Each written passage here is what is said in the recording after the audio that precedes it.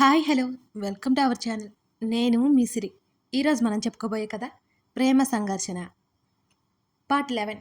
కథలోకి వెళ్ళే ముందు వీడియోని లైక్ చేసి హైప్ చేయండి. దిగులు పడకు, నీతో ఎక్కడైనా నాకు ఇంద్రభవనంతో సమానం అని ఆమె కన్నీరు తుడిచి ఎదకి హత్తుకున్నాడు రేవంత్ కృష్ణ. అతని ఎదసడి వింటూ కళ్ళు మూసుకుంది చంద్రిక. రాగా, ఏంట్రా ఇది? రాగమాలిగా కన్నీరు తుడిచింది సుప్రజ. ప్రజెంట్లోకి వచ్చేసామండి, చూసేయండి. అమ్మ అమ్మ చాలా కష్టాలు పడింది కదా పిన్ని. తల్లిదండ్రుల అవసరం ఉన్న వయసులో వాళ్ళు లేరు. తనకంటూ ఉన్న అమ్మమ్మని కూడా పోగొట్టుకుంది. ఎంతగా కన్నీరు పెట్టి ఉంటుందో. సుప్రజ వడిలో ముఖం దాచుకొని వెక్కిళ్ళు పెట్టి ఏడవసాగింది రాగమాలిక. లేచి రాగమాలిక దగ్గరికి వెళ్ళి, రాగా, ఏడవకు తల్లి, తర్వాత ఏం జరిగిందో తెలుసుకోవా అని మాధవ్ అడిగాడు. అయినా ఏడుస్తూనే ఉంది రాగమాలిక. అంకుల్, తను వినదు. మనం అలా బయటికి వెళ్దాం పదండి, నాతో చెప్తురు అని నందు అన్నాడు. ఉక్రోషంగా లేచి చురుగ్గా చూసింది నందుని. అత్తయ్య ఎంత సున్నితంగా ఉన్నారు, వాళ్ళ కూతురు మాత్రం గయ్యాలి అన్నాడు నందు ఎటో చూస్తూ. ప్రద్యు అరిచింది కోపంగా. సుప్రజ మాధవులు నవ్వారు. చెప్పండి బాబాయ్, ఆ తర్వాత ఏమి జరిగింది అని అడిగింది రాగా. నాకు సరిగ్గా తెలియదు నందు. ఆ తర్వాత వాళ్ళిద్దరే కదా ఉంది. ఇక్కడ పరిస్థితులు ఏవి మాకు చెప్పకుండా దాటవేసేవారు వాళ్ళిద్దరు. సుభద్రకు తెలుసు. ఇంతకీ మీ అమ్మ ఎలా ఉంది అని అడిగాడు మాధవ్. బావుంది అంకుల్. అయితే మా అమ్మ మిగిలిన సంగతులు చెప్పాలన్నమాట అని నందు అన్నాడు. ఇక పడుకోండి, ఇప్పటికే ఆలస్యమైపోయింది.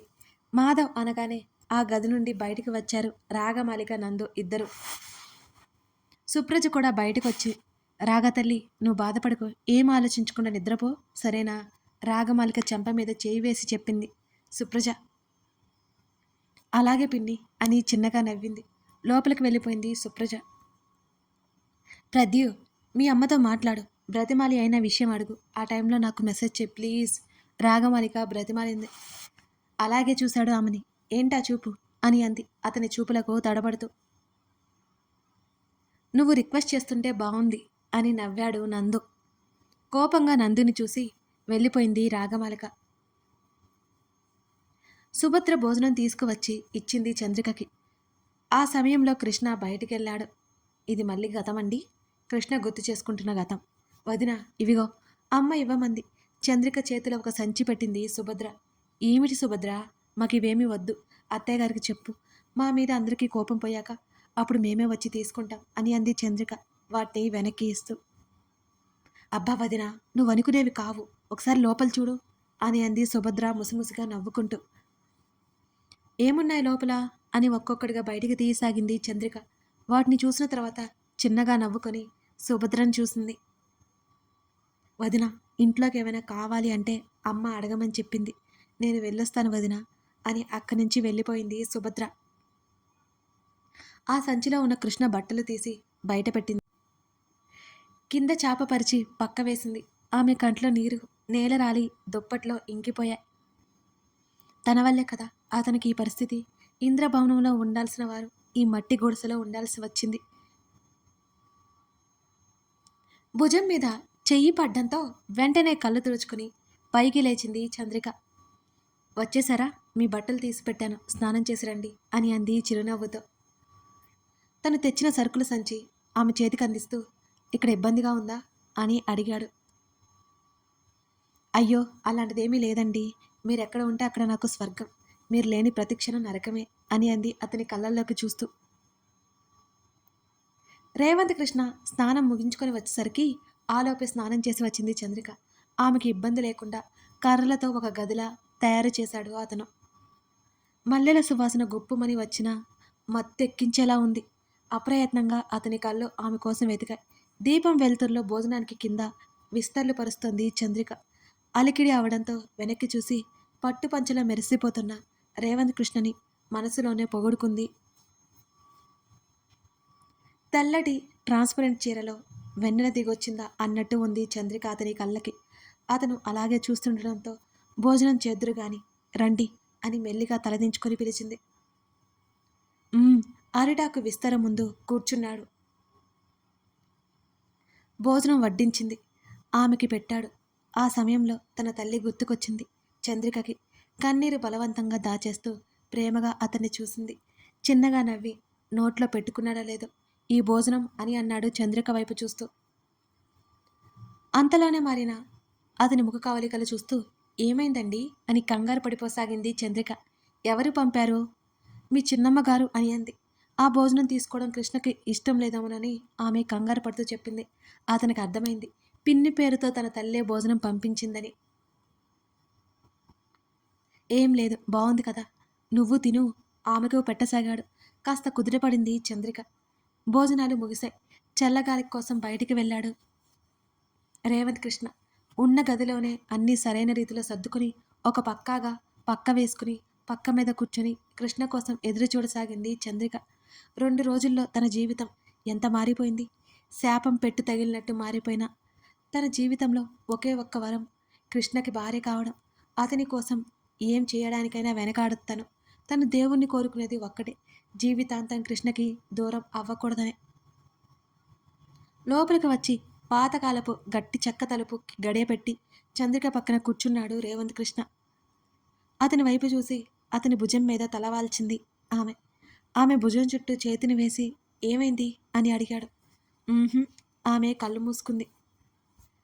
పాత ఇల్లు కావడంతో కిటికీలో నుంచి వెన్నెల దారి వారిద్దరినీ చేరింది. అతని నుండి దూరం జరిగి పైకి లేచి ముందుకు అడుగు వేసింది. ఆమె చేతిని పట్టుకున్నాడు. అతని వైపు ఓరగా తిరిగి చూసింది చంద్రిక. వెళ్ళొద్దన్నట్టు చూస్తున్నాయి అతని కళ్ళు. కళ్ళతోనే కిటికీ వైపు చూపించింది చంద్రిక. అతనికి అర్థమైంది. ఆమె చేతిని జార విడిచాడతను. కిటికీ తెరదించింది. మితిమీరి కొట్టుకుంటున్న గుండె సడిని అదుపు చేయడం ఆమె తరం కావడం లేదు. అక్కడ నిలబడి ఉండిపోయింది ఆమె. మెడ మీద వెచ్చటి అతని ఊపిరి తాకుతుంటే ఆమె కనులు అప్రయత్నంగా మూసుకున్నాయి. ఆమె నడుము మీద పడిన అతని చేతులు కొత్త స్పర్శను తెలియజేశాయి. అలాంటి సమయంలో తన వాళ్ళు లేరు, కనీసం పాలైనా లేవని నిరుత్సాహపడినా అవేమీ బయట పెట్టకుండా అతనికి అనుగుణంగా మారి ప్రేమ ప్రవాహంలో ఊపిరి తీసుకోనంతగా మునిగిపోయింది చంద్రిక. అతనికి పూర్తిగా ప్రేమతో తనని తాను అర్పించుకుంది ఆ రాత్రి. ఆమెకి తనకి మధ్యనున్న సిగ్గుతెరలు తొలగించి ఆమెను తనదానిగా చేసుకున్నాడు రేవంత్ కృష్ణ. ఆ రాత్రి ఎంతో వేగంగా గడిచిపోయినట్టు అనిపించసాగింది వారిరువురికి. ఎప్పుడో ఎప్పుడో తెల్లవారుజామున అలసిన శరీరాలతో కునికి తీయుటకై రెప్పలు వాల్చారు. ఎంతకీ నిద్ర పట్టలేదు చంద్రికకి. రేవంత్ కృష్ణ వైపు చూసింది. ఆమె అలంకరించుకున్న సింధూరం అతని చెంపన చేరి ఎర్రగా మెరుస్తూ గర్వంగా చూసినట్టు అనిపించింది. చిన్నగా నవ్వుకుంది. అతని తలని ఒడిలోకి తీసుకుంది.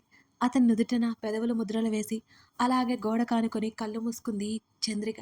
1 గంట అలా పడుకుందో లేదో కోడి కూతగా మెలకువ వచ్చి అతని తలను ఒడిలోకి నుండి తీసి సరిగ్గా పడుకోబెట్టి తలారా స్నానం చేసి తన దగ్గర ఉన్న బట్టల్లో అన్ని పరికిని ఓనిలే. చీరలు మాత్రం 2 ఉన్నాయి. వాటిలో ఒక చీర తీసుకుని కట్టుకుంది ఆమె. బయటకు వెళ్ళాలంటే భయంగా ఉన్నా జీవితం ఒక్కరోజుతో పోయేది కాదని తనకు తాను సర్ది చెప్పుకుని ఇంటి ముందు ఊడ్చి కల్లాపు చల్లి ముగ్గు పెట్టసాగింది. పూర్తిగా తెల్లవారడంతో ఇరుగు పొరుగు గుసగుసలు మొదలుపెట్టారు. ఇవన్నీ భరించడానికి ముందే తను సిద్ధపడ్డంతో ఆ మాటలు పట్టించుకోలేదు చంద్రిక. జానకమ్మ ఇంటి వెనక గోడ మీద నుంచి చంద్రికని తొంగి చూసింది. చూడ్డానికే కాదు, చేసే పనిలో చంద్రిక ఏంటో అర్థమైంది. తనకి తగ్గ కోడలే అనుకుని ఆవిడ మురిసిపోయింది. అప్పుడే బయటికి వచ్చాడు కృష్ణ. ఒంటి మీద పంచతో మెడలో కండువా దిగ వేసుకుని ఉన్న కొడుకుని చూసి ఎంత పెద్దవాడైపోయాడో నా కృష్ణబాబు అని అనుకుంది ఆవిడ మనసులోనే. ముగ్గు వేయడం పూర్తి చేసి ఇంట్లోకి నడవబోయే సమయానికి ఎదురుగా ఉన్న కృష్ణను చూసి అప్పుడే మేల్కొన్నారా, స్నానానికి వేడినీళ్ళు సిద్ధం, తోడి పెట్టమంటారా అని అడిగింది చిరునవ్వుతో. చన్నీళ్ళైతే సరిపోయావు కదా, వేడి నీళ్ళైతే హాయిగా ఉంటుంది, చలిగా ఉంది కదా చిరునవ్వుతో చెప్పింది. అలాగే అన్నట్టు తల ఊపాడు. నీ వయసు ఎంత అని అడిగాడు తన్నే చూస్తూ. మొదట ఆశ్చర్యపోయినా నా వయసు ఎంతో తెలియకుండానే ప్రేమించి పెళ్లి చేసుకొని అంటూ ఆగిపోయింది చంద్రిక. ఆ తర్వాత ఏం చేశాను? అతని కళ్ళు నవ్వుతుంటే పెళ్లి చేసుకున్నారా అని తన ప్రశ్న పూర్తి చేసింది. కావాలని కవ్విస్తున్నాడని ఆమెకు అర్థమైపోయి మనసుకు నచ్చాక ఇక వయసుతో పనేముంది కళ్ళెగరేశాడు రేవంత్ కృష్ణ. ఆహా అని నవ్వింది.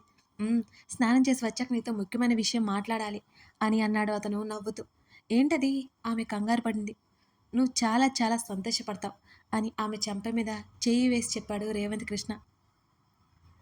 ఆగండి, నీళ్ళు తోడి పెడతాను అని చెప్పింది చంద్రిక. పర్వాలేదు, నేను చూసుకుంటానులే కట్టెల పొయ్యి వైపుకు నడిచాడు. భర్త అల్లరికి అర్థం చేసుకునే మనస్తత్వానికి లోపల మురుసుకుంటూ ఇంటి లోపలికి వెళ్ళిపోయింది చంద్రిక. కొడుకు కోడల అనుబంధానికి, ఒకరినొకరు అర్థం చేసుకునే విధానానికి సంతోషపడి తమతో ఉండట్లేదని అంతలోనే బాధపడిపోయింది జానకమ్మ. చంద్రిక! రేవంత్ కృష్ణ పిలుపు విని పరుగున లోపలికి వెళ్ళింది. ఏంటండి అని అడిగింది. అరే, ఎందుకంత కంగారు పడతావు? ఆమె వైపుకి తిరిగాడు. కళ్ళు ఎర్రగా అయిపోయి నుదిరిన చిరుచెమట, ముడివేసిన కొప్పు, బొట్టిబిల్ల రంగు చీరలో సామాన్య గృహిణిలా ఎంతో అందంగా ఉంది. నువ్వు సిటీలో ఉండేదానివి కదా, నీ కట్ల పొయ్యి మీద వండడం వచ్చా అని అడిగాడు. అమ్మమ్మ దగ్గర ఉన్నప్పుడు నేర్చుకున్నాను అని అంది చంద్రిక. ఇలారా, నీతో ఒక విషయం మాట్లాడాలి అని అన్నాడు అతను. పొయ్యి మీద కూర మాడిపోతుందండి, తర్వాత మాట్లాడుకుందాం అని అంది బయటకు వెళ్ళపోతూ. అరే, ఆమె చేతిని పట్టుకుని ఆపి, అంత కంగారెందుకో, ఇలా కూర్చో, నేను చూసొస్తాను అని అన్నాడు రేవంత్. కాసేపు ఉండలేరా మీరు? చిరుకోపంగా అంది చంద్రిక. నీ కోపం బావుందే. ఆమెను అమాంతం దగ్గరికి లాక్కొని ఆమె నుదుటిన తల ఆనించాడు రేవంత్. ఏం చేస్తున్నారు? అవతల ఆమె చెప్పబోయేలోపు ష్ అన్నాడు ఆమె పెదవుల మీద వేలు పెట్టి. అతని కళ్ళల్లోకి చూస్తూ ఉండిపోయింది చంద్రిక. నీ పేరు తర్వాత డిగ్రీ వద్దా నీకు అని అడిగాడు రేవంత్. నా పేరు తర్వాత మీ పేరు కావాలి అని అంది చంద్రిక. చిన్నగా నవ్వి, ఆ తర్వాత డిగ్రీ తగిలిస్తే ఇంకా బాగుంటుందేమో అని అన్నాడు కళ్ళెగరేస్తూ రేవంత్. మీకు ఇబ్బంది లేకపోతే నాకు ఇష్టమే అని చెప్పింది ఆమె. నాకు చిన్న ఉద్యోగం వచ్చింది, ఇద్దరం కలిసి టౌన్కి వెళ్ళొచ్చు రోజు, నువ్వు చదువుకోవచ్చు అని అన్నాడు రేవంత్. ఉద్యోగం వచ్చిందా? ఆమె సంతోషపడిపోయింది అతని వైపు చూస్తూ. అవును, ప్రభుత్వ కార్యాలయంలో గుమస్తా అని అన్నాడు అతను. చాలా సంతోషంగా ఉందండి. అతని ఛాతీ మీద తలవాల్చి మనస్ఫూర్తిగా చెప్పింది. నువ్వు విషయం చెప్పలేదు ఇంకా అని అడిగాడు రేవంత్. అంటే నాకిక చదివేందుకండి అని చిన్నగా అంది చంద్రిక. నువ్వు దేని గురించి భయపడుతున్నావో నాకు తెలియదు. నీకు చదువంటే చాలా ఇష్టమని నేను తెలుసుకున్నాను. నా కోసం నువ్వు చదువుని దూరం చేసుకోవాల్సిన పని లేదు. ఆమె తల నిమిరాడు రేవంత్. అది కాదండి. ఏం కాదు. నీకొక్కదానికి రాకపోకలకి ఇబ్బందిగా ఉంటుంది అనుకోవడానికి నేను కూడా ఉన్నాను కదా, ఇంకేంటి సమస్య? ఆమె చుబుకం పైకెత్తి అడిగాడు రేవంత్. సమస్య అంటూ ఏం లేదండి. నేను చదువుకుంటే మీ గౌరవానికి భంగం అని కళ్ళు దించి చెప్పింది చంద్రిక. నా భార్య చదువుకుంటేనే నాకు గొప్ప. ఇందులో సిగ్గుపడ్డానికి ఏం లేదు. ఇక ఎవరో ఏదో అనుకుంటారని నేను ఆలోచించను. ఈ సమాజంలో బ్రతకడానికి అన్నిటితో పాటు చదువు కూడా అవసరమని నా అభిప్రాయం చంద్రిక. వేటి గురించి నువ్వు ఆలోచించకు, సరేనా అని అన్నాడు రేవంత్ కృష్ణ. "ఉమ్," ఆమె తల ఊపి చిన్నగా నవ్వింది. పద, వంటలో సాయం చేస్తాను అని అన్నాడు అతను. పర్వాలేదు అని అంది అతన్ని వారిస్తూ. ఏం కాదులేరా, ఆమె చేతిని పట్టుకుని బయటకొచ్చాడు రేవంత్. వంట ఇంకా బాగా ఎలా చేయాలో ఆమెకు అన్ని వివరంగా చెప్తున్నాడు, నేర్పించసాగాడు అతను. పొంగలి అమ్మ బాగా వండుతుంది తెలుసా అని అన్నాడు. మీకు అత్తయ్య గారే నేర్పించారా అని అడిగింది. నేర్పించడమా, వంట దగ్గరికి కూడా రానివ్వదు అమ్మ, పొగ అని. నేనే ఎలాగో తెలుసుకున్నానులే అని నవ్వాడు రేవంత్ కృష్ణ. నా మూలంగా ఈ పొగలో ఉండాల్సిన పరిస్థితి వస్తుంది మీకు, లోపల అనుకోబోయి పైకే అనేసింది చంద్రిక. చిన్నగా నవ్వి, మరి నువ్వు నా మూలంగా ఉంటున్నావు కదా ఈ పొగలో అన్నాడు. ఆమె నుదిటి మీద పడిన ముంగుళ్ళని చెవి వెనక్కి సరిగ్గా పెట్టాడు. మీకోసం ఏ కష్టమైనా నాకు సంతోషాన్ని కలిగిస్తుంది, కానీ బాధ పెట్టే విధంగా ఉండదండి అని అంది వెంటనే. నాకు అంతే కదా అని నవ్వుతూ అన్నాడు రేవంత్ కృష్ణ. అతని ప్రేమ లోతు రోజు రోజుకి ఎక్కువ అవుతుందే కానీ ఏమాత్రం తగ్గిపోవట్లేదు. అలాగే చూస్తుండిపోయింది అతన్ని. ఇద్దరు ఇంటి ముందుకు రోడ్డు మీదకు వచ్చారు. రఘురామయ్య ఎదురయ్యాడు వీళ్ళకి. ఆయనే మా నాన్నగారు అని చంద్రికతో చెప్పాడు రేవతి కృష్ణ. ఏం చేయాలో తెలియలేదు చంద్రికకి. నమస్కారం పెట్టింది ఆయనకి భయపడుతూనే. రఘురామయ్య ఇద్దరి వైపు ఒకసారి చూసి గంభీరంగా ముఖం పెట్టుకుని అక్కడి నుంచి వెళ్ళిపోయాడు. చిన్నగా నవ్వుకున్నాడు రేవంత్ కృష్ణ. ఇద్దరు సిటీకి వెళ్ళిన తర్వాత చంద్రికని కాలేజీ దగ్గర చేర్పించి తను డ్యూటీకి వెళ్ళేవాడు రేవంత్. రోజు ఇదే తంతు ఇద్దరికి. సుభద్ర తప్పితే ఎవరు వచ్చేవారు కాదు వీళ్ళ దగ్గరికి. అప్పుడప్పుడు మాధవ్, సుప్రజ పక్కు నుంచి వచ్చి వెళ్తుండేవారు. రేవంత్ కృష్ణ డ్యూటీకి వెళ్ళాడు. ఆ రోజు జానకమ్మని ఎలాగైనా కలవాలని చంద్రిక కాలేజీకి వెళ్లకుండా ఇంట్లోనే ఉండిపోయింది. వదిన అప్పుడే అక్కడికి వచ్చిన సుభద్రని చూసి, "అత్తయ్య గారితో మాట్లాడావా? సుభద్ర ఏమన్నారు? నాతో మాట్లాడేందుకు ఒప్పుకున్నారా?" అని అడిగింది చంద్రిక ఆతృతగా. "రా వదిన" అని చంద్రికని ఆ పూరి గుడిసెకి రఘురామయ్య ఇంటికి కొంచెం పక్కకి తీసుకువెళ్ళిపోయింది సుభద్ర. ఆవిడ చంద్రికతో మాట్లాడడానికి ఒప్పుకుంటుందా? వీళ్ళని ఎవరైనా చూస్తారా? చంద్రిక ఆవిడతో ఏం మాట్లాడాలనుకుంటుంది? తెలుసుకోవాలి అంటే తర్వాత భాగం చూడాల్సిందే. అంతే కదండోయ్! వీరి అద్భుతమైన ప్రేమ కథ, వీరి ఎడబాటు అవన్నీ మీకు ముందు ముందు ఇంకా అద్భుతంగా అనిపిస్తాయి. ఈ కథ ఎలా ఉందో చెప్పడం మర్చిపోకండి. ఇది చదివిన వారందరికీ ఒకప్పుడు ఇది ఫేవరెట్. మరి మీకెలా అనిపించింది?